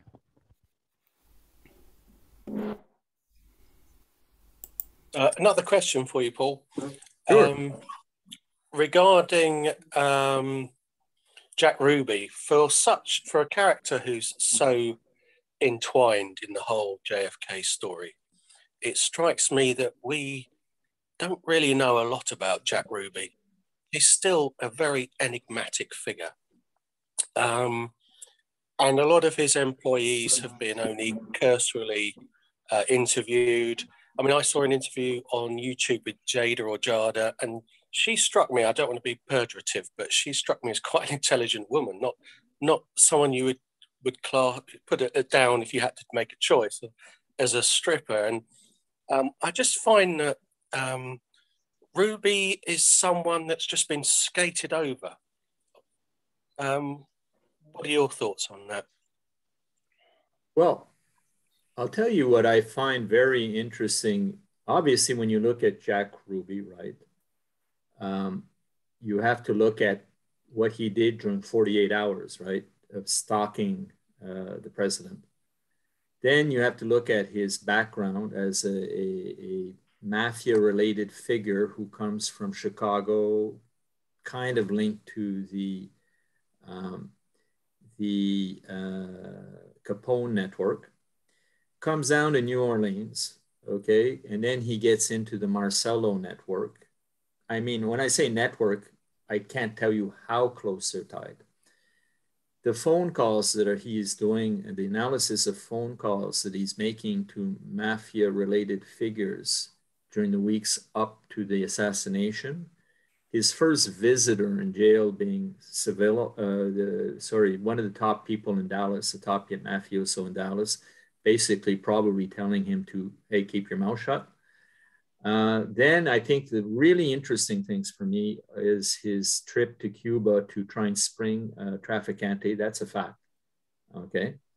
And then the other thing that I find very interesting with Ruby is the whole McKeon Ruby link. And when you get McKeon, you know, that link there, Larry Hancock, and I think John Armstrong cover it really well. If you go on John Armstrong's website. And when you consider that McKeon states that, yeah, Jack Ruby tried to use me to open doors to get Trafficante out of Cuba, basically. And then he says, oh, yeah, no, Lee Harvey Oswald showed up with a Latino and tried to buy Savage rifles from me, you know? So that whole Ruby link, I agree with you, because when I read the files, there's cases to be made that Clay Shaw knew Jack Ruby. And was Oswald really in the Carousel Club with Jack Ruby? You know, I think it was Beverly Oliver that put him there, wasn't it? Well, there's others, and yeah, you know, one of the sightings of him in there is with that stocky Cuban. Okay, so I said, where does that come out? The stocky Cuban again, you know, with Oswald in the Carousel Club, and that part there really has me wondering about an Oswald imposter and Oswald, you know, the Oswald who was the patsy, and I have trouble decoding that whole area. That's my next question, actually. How does the stocky Cuban minder fit in with the Oswald and fake Oswald story, and even Sylvia Odio's, is it Sylvia Odio? I got that wrong. Yeah. Is it Sylvia Odio? Yeah. I mean, can we make a clear distinction between an Oswald or a Leon Oswald, I think she said he was introduced as, with a minder, and a Lee Harvey Oswald who's the real Oswald, or is it much more murky than that? It's difficult. That's all I can say. Is I read it and I'm saying, God, because the two Oswald personalities I'm seeing, and I can't tell you whether they're the same or not, but you're hearing one where he has a stubby beard growth and he's a bit sloppy and he doesn't dress well and he's often with Latinos and often seen in a gay crowd. Okay, and that's in pool halls and some of these seedy bars. Okay, and then you have the Oswald who's got a family. Right? You have a guy, and he's tends to be well grown, and he's not rich, but he tends to be neat. And it just, and you know, some of these sightings with the stocky Cuban with an Oswald, there's a couple while Oswald is in Russia. Okay, so we know that people were using the Oswald name around the Cuban exile community to buy vehicles, right, to help the Cuban exiles fight off Castro. I'm sorry. So we know that Oswald was being impersonated even when he was in Russia. We know that Oswald was impersonated in Cuba. That's, and not in Cuba, in Mexico. That's clear that he was impersonated. I don't know if anybody disagrees with that, but there's so many witnesses who said that when Oswald was interviewed after the assassination, that they had heard the tapes had not been destroyed. We're talking about FBI people, and they were saying the voice on those tapes were not Oswald's. I think Jim DiEugenio has it up to 9 or 10 people who've confirmed hearing the tapes and saying that was not Oswald's voice. I think the CIA even admitted that, didn't they? They was it the CIA or a report to Hoover, the FBI, Hoover saying, said it too. Yeah. The voice is not Oswald's. Yeah, you can hear that. You can find that on YouTube. You can find that on the web. Hoover saying, and here's the problem: the voice on the tape is not the voice of Oswald. So that is so confusing. Where is there a like there was a sighting of an Oswald in Washington, okay, right before a motorcade, and this guy was really making himself known. But and there was a rumor that Oswald was going to move to Washington, and he wrote to the militant to say, hey, here's a change of there's a change of address. I'm moving to Washington. But there was I think a plan to bring Oswald to Washington, or an imposter, okay, so that if the assassination had taken place in Washington, they would have had Oswald a patsy up there, okay? And there was actually sightings of an Oswald, and the witness who gave them the most clear description of this Oswald exiting a building and acting belligerent was the chauffeur of a government worker who was friends with Floyd Boring. Floyd Boring, who's one of the people of interest with the Secret Service. So there's a whole story around, and that Vince Palomaro wrote about that sighting of Oswald, and he exposed a document that's so important that everybody should read into. My last question before I cede the floor to anyone else. Oh, blimey, I've lost my train of thought now. Oh, goodness me. No, it's gone. It may come back. It's my age. You have my email now, so you can send me the question if ever you. Okay, thank you. Up. Oh, yeah, I just remembered it. Dementia is a terrible thing. The alleged photograph, I think I know what your answer is going to be. The alleged photograph that shows Clay Shaw, Ferry, and is it Oswald at a party in very strange fancy dress. Do you think that's real? I mean, I think it is. If it isn't, there are some very, very good ringers for those three people. But what's your opinion? I've seen that picture, and it just intrigues me. I'm so hesitant, though, to put in, you know, to work on certain pictures, like, and you know, photography evidence. I like to try and stick to what's a slam dunk, you know, like what Malcolm Blanc calls chokeholds. And I just find that, you know, when you get into the, you know, the picture of Dogman or all of these things, or even the backyard photos, I think the backyard photos are cropped. I do. But I wouldn't write an article about it. You know, I just find that you get into even discussions among researchers who are arguing amongst one another on that. So your opinion about that photo is as good as mine, but I do find it intriguing. The thing about photographic evidence pre to the digital age is that it's very difficult to refute it. I know you can argue that the backyard photos have been changed, etc. But when someone denies meeting someone else and you can produce a photograph that says, oh, you're there. It's like the Oswald and Ferry at the cookout. Yeah. Yeah, exactly. I mean, yeah, that's it. End of discussion. They knew each other. Yes. And Posner, you know, he had so much trouble with that one when it popped up. And he had trouble with 544 Camp Street. I mean, that's 544 Camp Street is just a pain in the neck for anybody who's a known nut apologist. I think Mexico City is just devastating. I think what the Parkland doctors witnessed is devastating.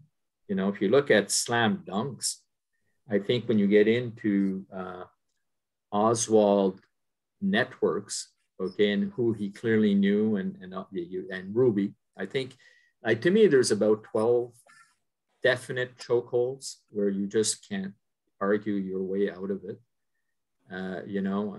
And I found in the documentary what they did on the chain of custody around, what is it, C399?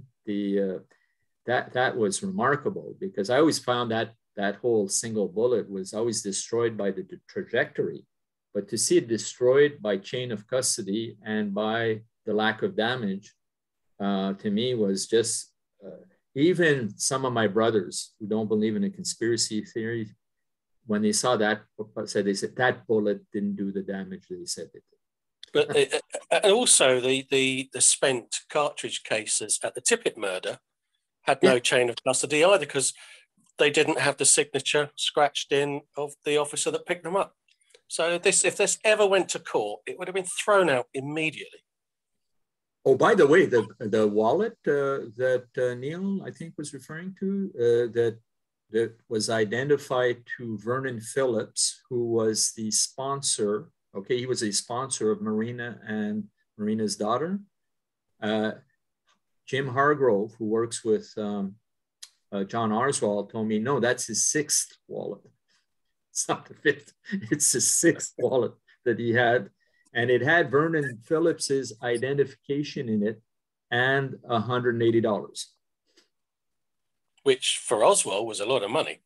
Oh, that's the other thing, is this whole idea that he was frugal. You know, he's buying stamping machines, he's buying flyers, he's hiring lawyers, he's paying fines, and he's penniless. And this whole idea that he had enough money to leave to Marina after his death, it just doesn't make any sense. You know, like if you look at, he goes to Mexico City, goes to see a bullfight.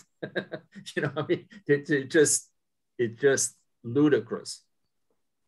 Well, the thing about the bullfight, of course, is there's an awful lot of bullshit on the floor. Oh yeah. Yeah.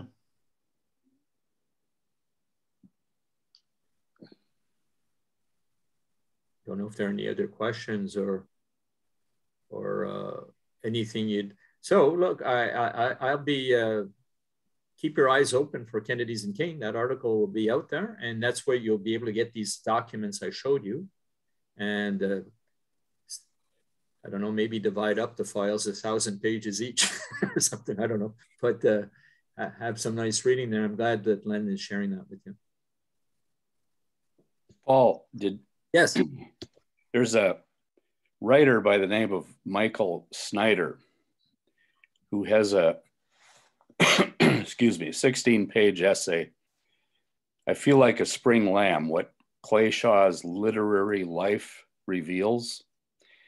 And he read that paper. John actually organized a conference in 2008 at the University of North Dakota on the 45th anniversary of Kennedy being at the university to receive an honorary degree. Well, the takeaway from the essay is that Shaw was a noted playwright. He even had a play that he wrote in high school, copyrighted, and is still being performed all these years later by community play groups, colleges, high schools, and numerous plays. I didn't know that. He became acquainted with Gore Vidal and other notable. Tennessee Williams, right? Yeah. Tennessee Williams. But the long and short of it is, Michael Snyder makes it clear that Shaw's extreme anti-communism that starts to surface as a teenager, he hypothesizes that it carries through to his adult life, and the people he's associated with at the International Trade Mart are hardcore right-wing free traders, and that Shaw fit right in. Well, Gary, I thank you, because I found it's in the Shaw, the Garrison Files.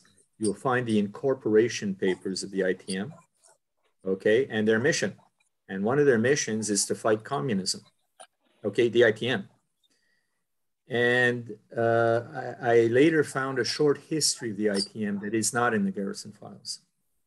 And clearly, when you look at the mission of the ITM, you can see why he would finance Cuban exiles. I think the ITM was the conduit of money and resources to dish out in New Orleans, sort of like Permindex did in Europe, okay? And I fully agree. No, he rabid right-wingers, as was David Ferry, as was Guy Bannister, rabid right-wingers. And this whole idea that he liked Kennedy or whatnot, and I don't believe that. You know that. Yeah, it's Michael Snyder's notion is that he was posing as an FDR liberal, and that was all a facade in order to navigate through the right wing in New Orleans without giving himself away. Thank you for that. I find that very interesting.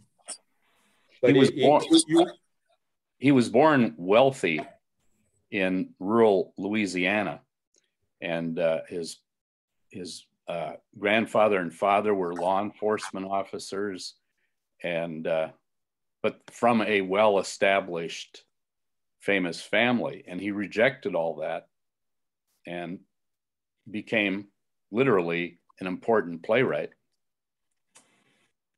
So that's very interesting. And in the Garrison Files, the history of Clay Shaw is pretty well laid out. But I didn't read that. I don't remember reading that. But I don't think they went as far back as that. It should be added to our document. But he had a pretty good profile of Clay Shaw, and it's really worth seeing what he did during the war years. What Clay Shaw did in the war years. You know, and I mean, he avoided combat, okay, and he was more into administrative work. But if you look also at the ITM, the founders of the ITM, there's a lot of intelligence. Cobb, you know Cobb, I forget his name, but he had the Maridale Farms, or it was his brother. He's CIA. Hetch, CIA. You have, I forget Stern. Stern is related to WSDU, okay? And these are all key people on the ITM. So if you look at who the occupants were of the ITM, some of the first tenants, I didn't tell you this, but you know where Arcacha Smith and one of these organizations, I think it was the Free Cuba Committee or the Crusade, I forget which one, but they had their offices in the ITM. Okay, and when people would go often raising money and collecting money, some of the young people, they'd go into the ITM. Okay, and I'm trying to get, I think if someone would work on someone they're really close to New Orleans and would say, hey, let me look at these files and let me look at the names and let me find out who was who and who are the first tenants of the ITM, you'll see that it was very intelligence related.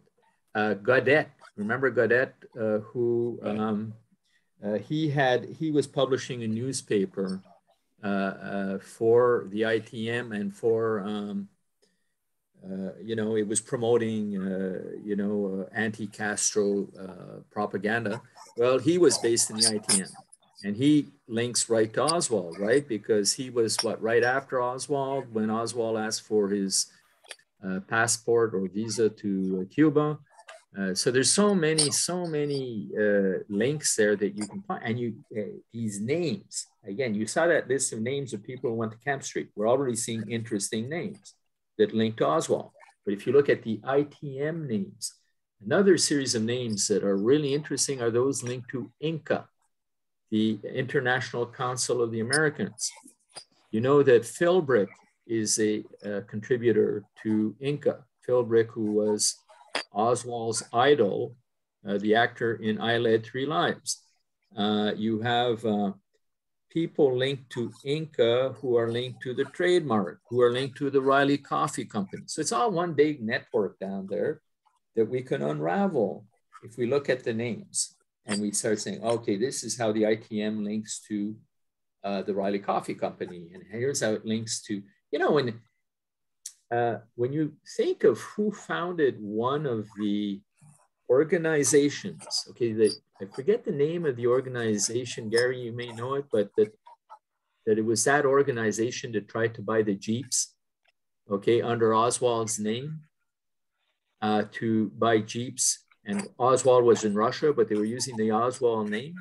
Well, the founders of that, or the people who signed on the launch of that organization, which was, I think, the Free Cuba Committee or something like that. Well, you have Guy Bannister who signs off on that, and Gerald Tuhig, where Oswald had worked, okay, Tuhig, in the summer before he went to Russia, or in the summer sometime. So you get this organization, you know, where you see these impossible links, okay, and that's what's fun with some of these files. You saw that document there with the names of the Rodriguez.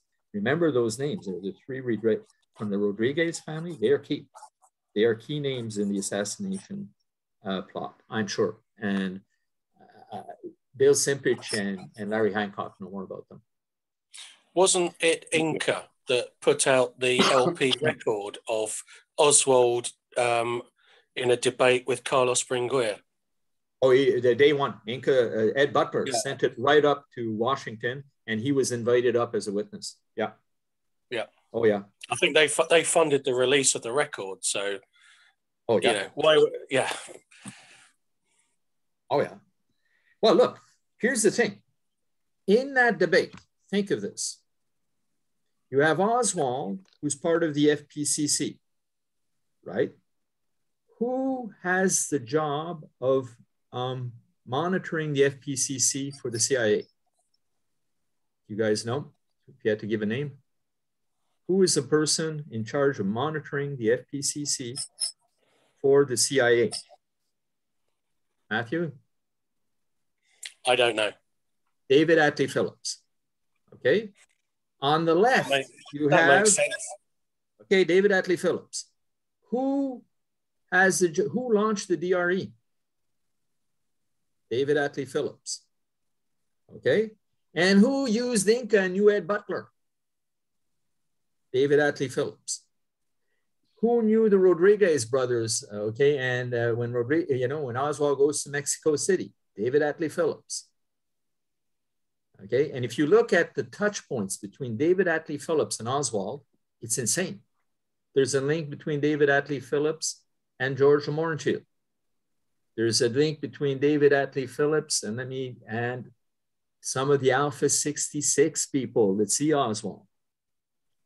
He was instrumental with Alpha 66. And I'm talking about Vesiana and people like, so if you look at these touch points, okay, that's what I'm saying is I think we're not far from being able to say, here are people of extreme interest.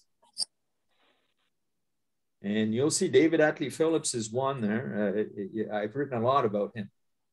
And I would have my eyes set on that person, not necessarily as a top dog,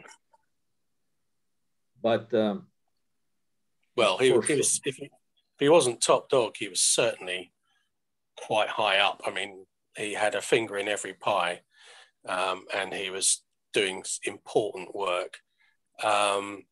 But it's amazing that we've managed to piece these threads together after all these years with all the redactions and all the cover-ups and all the destruction of documents. And it just, again, highlights what a absolutely shit performance the Warren Commission did.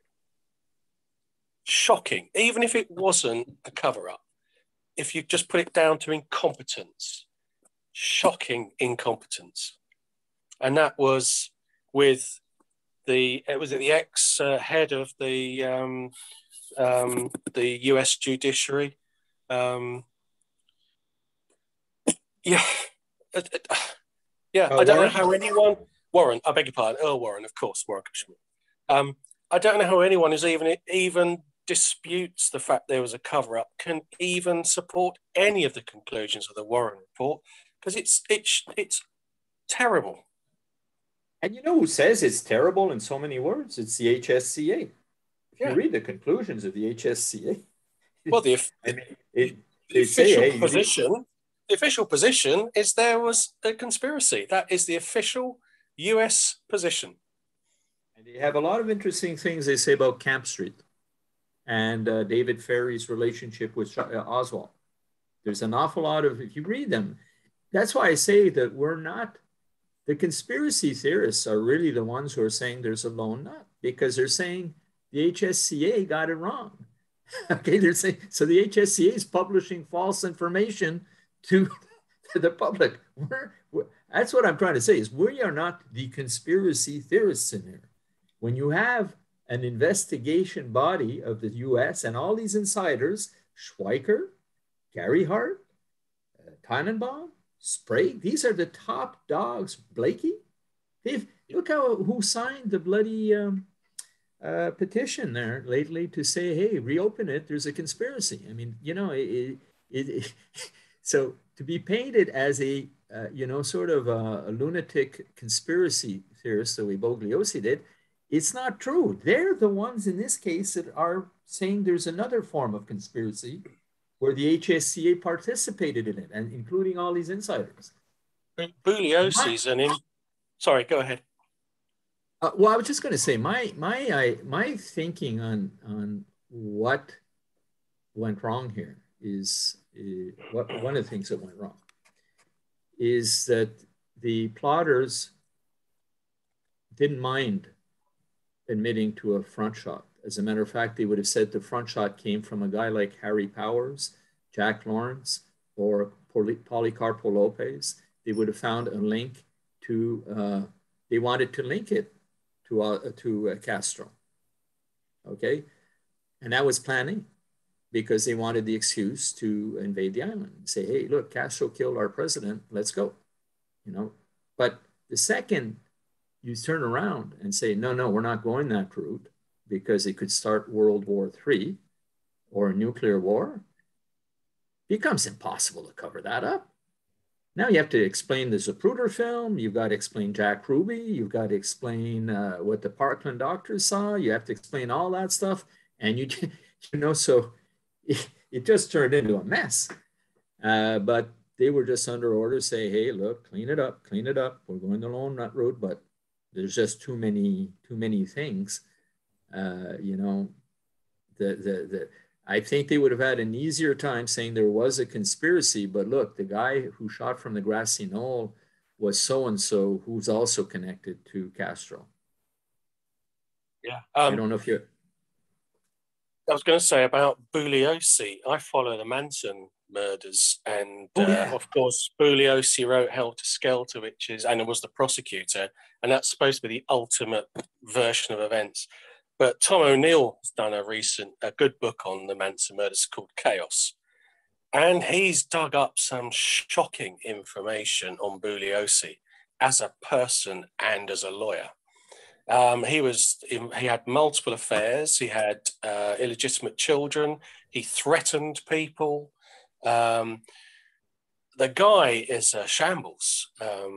How he can be regarded as anyone credible is beyond words. I mean, the guy has destroyed his own reputation.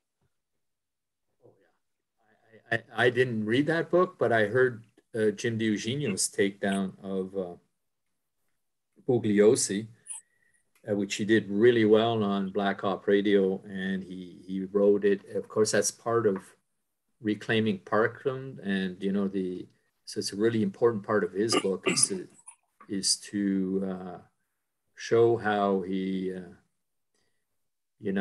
how the whole Manson murder trial was a sham. But I think Chaos, from what you're telling me, seems to go into a lot of details that I never heard of. And he's uncovered an awful lot of important information. Just like the Kennedy case, a lot has been suppressed. There are tapes, original tapes with interviews of the members of the Manson family, have never found the light of day, even though they definitely exist. Again, I'm not saying, I mean, demonstrably they were involved, you can't argue otherwise, but I think there's a lot behind it, there's more to it. And if there's nothing to hide, why not release them? So AJ, I know some people are signing off. Thank you so much. I'm still available, but thank you for those who are signing off, everyone. And it was a pleasure talking to you. I agree with you. Do you have an opinion on the Epstein death? Not particularly. I don't know enough about it, to be honest. I can't form an opinion. I'm not an expert, and I haven't read enough about it. I haven't read that much, but to me, that he died, that the cameras weren't working, that the guards weren't looking at him, that he was suicidal, and that just nothing's come out from all those tapes he had. Like, I mean, he had tapes in every room there. Where are they? Where are those tapes? Where are they? Who's got them? Yeah. So there's stuff happening there. And Maxwell is just taking so much time. And, I think there's too much political stuff there too, but I don't know. Even Hess's death has a huge cloud over it. Rudolf Hess in Spandau prison. Oh yeah, yes. A lot of that doesn't add up. Records of who was the guard on duty have gone missing. Again, and no one seems to care. No one seems to say, why don't these things exist? Maybe a question from me to you. How do you think Ukraine's going to play out? Is this? I mean, we're just scratching our heads. Many of us here saying, "Well, what the heck is the end game here?" Well, I'm not without wanting to take sides or whatever. But do you have an opinion on that, or? Well, I predicted very early on that Putin would go in because he's a hard man and he built it up so much he couldn't back down. If he backed down, he would have been nothing in the eyes of the Russian public. So he had to go in. Now, how it plays out now, he has to have a way out. He has to save face. Now, whether that is